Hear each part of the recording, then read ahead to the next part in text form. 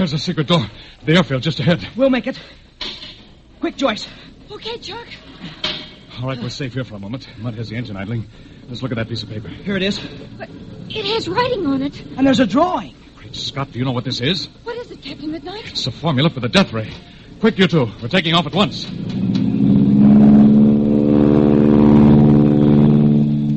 Listen to Captain Midnight every day, Monday through Friday, on this station at 5:30.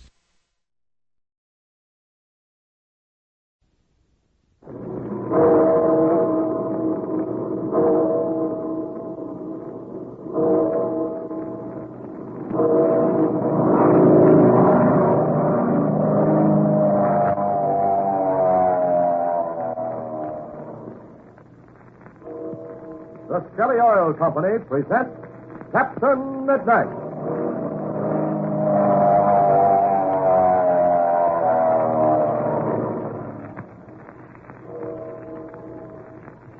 Captain Midnight, brought to you every day, Monday through Friday at this same time, by the Skelly Oil Company, Skelly Jobbers and Dealers.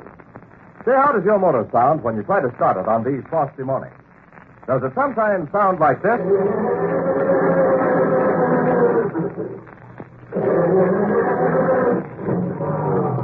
If your motor sounds like that, look out. For that slow, heavy grinding is possibly caused from oil so stiff and heavy, it acts like glue in your motor, creating a tremendous drag on moving parts. This makes your car hard to start, of course. But much more serious, that stiff oil doesn't get up into your motor fast enough to lubricate properly. Now, it's a known fact that more wear is put on your motor during a dry start than you'll probably put on your motor during a whole day of driving. Before long, you may have a ruined motor and a big repair bill to pay. Now, fortunately, there's a simple, easy way to avoid this. Change to a winter oil that's fast-flowing. Fast-flowing enough to get up into that motor and lubricate it right from the word go. And stand up after subjected to high driving heat. Now, I'll tell you an oil that will lubricate your motor safely during these cold winter months. That's Skelly Tagolene Motor Oil. You see, Skelly Tagolene flows exceptionally freely at low temperatures. It gets up there fast, and its tough protecting film guards against that metal-to-metal contact that breaks motors down. If your motor's been grinding slowly on the start, you'll probably find it turns faster and smoother the moment you put in Skelly Tagolene Winter Motor Oil. So drive in at Skelly's red, white, and blue sign. Fill up with Skelly Tagolene Motor Oil today. The boys at every Skelly station know just the right weight for your car. And if your radiator hasn't been protected for winter, they have a real antifreeze for you. And say, you boys and girls who are listening, tell Dad about Skelly Tagolene Winter Oil, won't you? He'll be glad. He'll probably visit a Skelly station soon. And while you're there, you can join the Captain Midnight Flight Patrol. And the Skelly Man will send in for your free Mr. Magic Weather Forecaster badge. And now for Captain Midnight. Last time, you remember, Captain Midnight and Chuck took a walk after Chuck's birthday party. Then they were held up, and the mysterious bandits asked for Captain Midnight's watch. Well, this would have identified Red Roberts as Captain Midnight. Luckily, Captain Midnight did not have his watch with him. It is now early the following morning, and Captain Midnight, Chuck, Steve Donovan, and Fred Boyd are gathered together in Boyd's office at 7G headquarters on Black Gulch Field. Steve is speaking. Great guns, Red. So you and Chuck were held up within 400 yards of the house. That's right, Steve. Things have come to a pretty pass when you can't go for a walk outside your home without being robbed. There's more to this than just a robbery, Fred. Well, they took all of Red's money, even wanted his watch. Seemed mighty put out when they couldn't find it, didn't they, Red? Yes, mighty put out. That's just the point. Well, it's sure a lucky break you found out that your watch had gone haywire and that you'd given it to me to take down to the jeweler. It's extremely lucky, Fred. You mean the robbery was just a blind for something else, Red? That's exactly what I mean. Then the whole purpose of the holdup was to get your watch. And all the time I had it. Still have it, for that matter. Which is a lucky break for all of us. A very lucky break. Well, I'll take it down to the jeweler's. It'll be safe there. Good. Steve, did you locate that aerial camera? Oh, yes, I did, Red. I put it in the baggage compartment in the plane. How about film? Oh, there's enough film to make a map of the whole Rocky Mountains. Swell. Now then, let's go over our plans before we take off. Fred, you'll be here at Black Gulch Field. Steve, Chuck, and I will fly straight to the mine. The moment we get there, we'll install the camera in the Bonanza plane we rented. Then Chuck and I'll take off on our trip to try to photograph Shark's hideout. Gee, I hope everything works out okay. Steve here will stay at the mine. If you want to communicate with me by radio, Fred, you'll be able to while we're flying our own plane and while we're at the mine. But not after we take off in the rented plane. Okay, I understand. How long do you think it'll take for you and Chuck to get those pictures? A little over an hour if nothing goes wrong. Well, it's only 8 o'clock now. If you don't have any trouble, you should be back here about noon. That's what I'm hoping. Now then, one thing more. Is there a photographic studio in town? Yes, if you can call it a studio. Yeah, queer old Duck runs it. He does his own developing, doesn't he? Yeah. Fine. I want you to make arrangements with him to develop this film for us. I will. If we get back at noon and take the film to him right away, he can have prints ready for us by this evening. Oh, then we'll have our aerial map. Gee, won't that be swell? Well, I don't see how a map's going to show where Shark's hideout is. Well, wait till you see the map, Fred. Then you'll get a better idea. Have you ever looked at a detailed aerial map, Fred? Well, well, no, I guess I haven't. Well, you'll be amazed to see the detail that's shown in a good aerial picture. For example, you can see a telephone line. By George, do you mean to say you can see the wires? Well, no. That's going a bit too strong. But you can tell it by the shadows of the poles and the pile of dirt near the base of each pole. Gosh, I never thought of that. Why, sure. During the war, they got to the place where they could discover lots of things like that. During the trench fighting, they often buried cables leading back from listening posts. You could even tell where these cables were by the line of disturbed earth over them. Hey, they're running up the engine. That's right. We better get started. Well, we can talk about pictures when we get back. Steve, Chuck, I guess we better be on our way. Well, I'm all set, Red. Oh, so am I.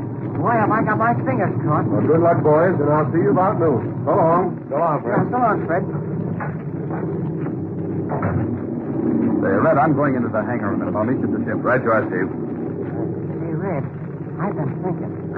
What, again, Chuck? Oh, no kidding, Red. This is serious. You remember that fellow who held us up last night? Yes, Chuck, I remember him only too well. Oh, do you remember his voice? I certainly do. Well, would you know it if you ever heard it again? Absolutely. Why? What are you getting at? Well, Red, I think I heard that fellow's voice before. You have? Yes, I'm almost positive I have. You know, I thought maybe I did, too. Now I know I'm on the right track. Tell me, do you know who it was? Gosh, Red, I've been trying to figure it out. I know I've heard that voice before, but I just can't place it. But if I ever hear that voice again, I'll know it right away. I think we both will. I'm sure of it, Chuck. Well, look who's here. Well, hammer me down if it isn't my old pal Chuck Wynn. Oh, hi there, Ichabod. You know Red Roberts, don't you? Well, grind my veils, of course I do. How are you this morning, Robert? Good morning, Mud. How do you like your job by this time? Just fine, just fine. I like my job swell. Which reminds me, I ain't thanked young Ramsey here for putting me wife to it. Gosh, I was tickled to death to tell you about it. Say, by the way, Mud, do you know how to fly? Do I know how to fly? Why, just put me at the controls once and see. Why, I can handle a ship better than any autopilot you ever saw. Well, we'll have to try you out sometime. Now you're talking. Just give me a chance once and you'll see flying what's never been seen before. Say, I see Steve Donovan putting a camera into the plane. Now, I worked on an aerial map of job once. If you want any help along that line, why, you just call on Ichabod Mott. What kind of work did you do? Oh, I installed the cameras and loaded and unloaded them. Well, that's old stuff to me. Or would you like to help on an installation job this morning? Well, loop the loop. Lead me to it. If you get into that Falcon, we'll be with you in a second. Would I like to handle a camera here? Well, I ask you. What a guy. Yeah. And if he can do half what he says he can, he'll be a lot of help. Oh, here comes Steve again. Well, we're all ready. Okay, boys, we're all set. Steve, we're taking this new mechanic Mudd along. He says he knows all about an aerial camera. Well, that's fine. We can sure use some help. Where is he? Oh, he's in the ship, Steve. Well, swell. Come on, then. Let's fire this. All right. Jump in, Chuck. Okay. After you, Red. Right. I'll close that door. Hey, look. Mutt's in the pilot seat. Well, hammer me down. Don't you want an A-1 pilot to do the flying? Did you test this motor, Mudd? Sure, she's purring like a sewing machine. Well, I'll rev it up once more for safety's sake. There, didn't I tell you? She's running fine. All right, Chuck, ready to take her off? All set, Red. Give her the gun.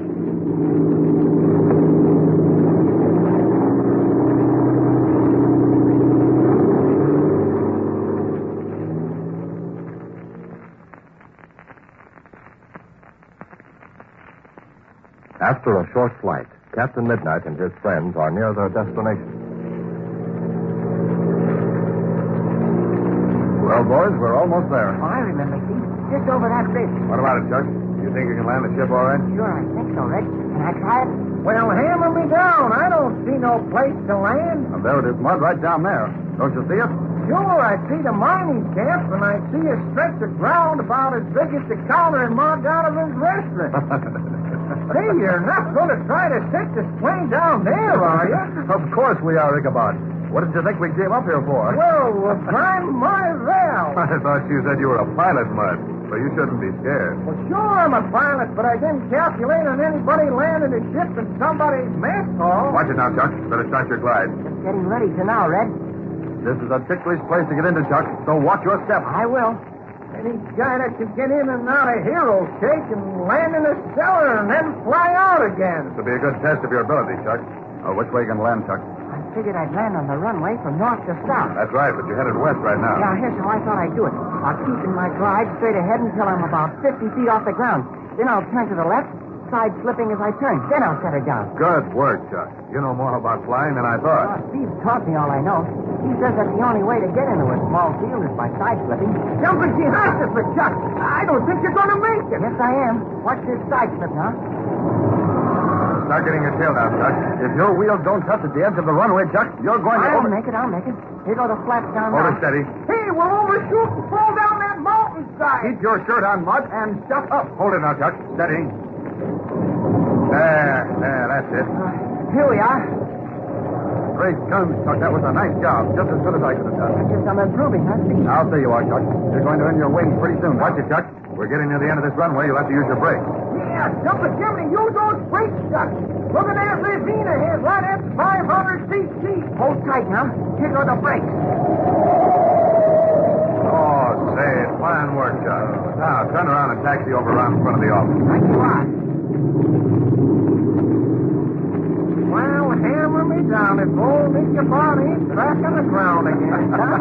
Boy, am I glad. Why, I thought you liked to fly, Ichabod. Yeah, I do, but I'm sure glad to be back on the ground again. Oh, there comes someone out of the office to meet us.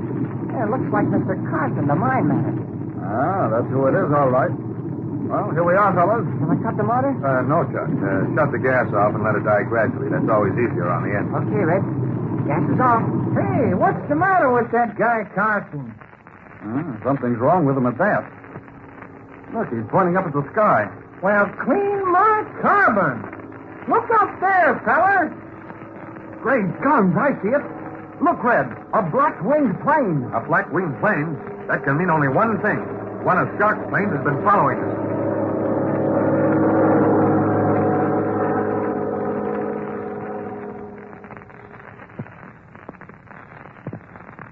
Well, what do you think of that? One of Ivan Shark's planes shadowing Captain Midnight and Chuck. What does that mean? Does Shark suspect the purpose of their flight? Will Captain Midnight dare take off on his photographing trip? We'll find out more tomorrow.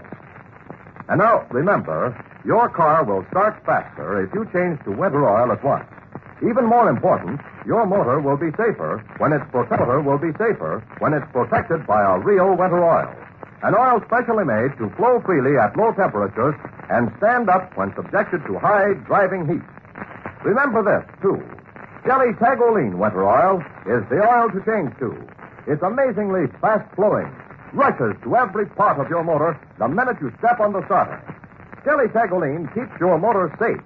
And besides, it stands up mile after mile, saves extra quarts and extra quarters. And you boys and girls, tell Dad this. Tell him he ought to try Skelly Tagoline oil for winter right now. And when he goes to the Skelly station, you go along and join Captain Midnight's Flight Patrol.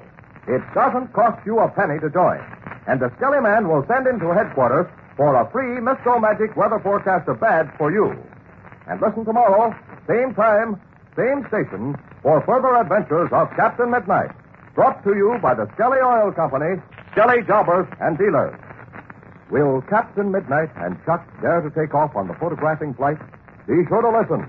Until tomorrow, this is your Skelly Man saying goodbye and happy landing.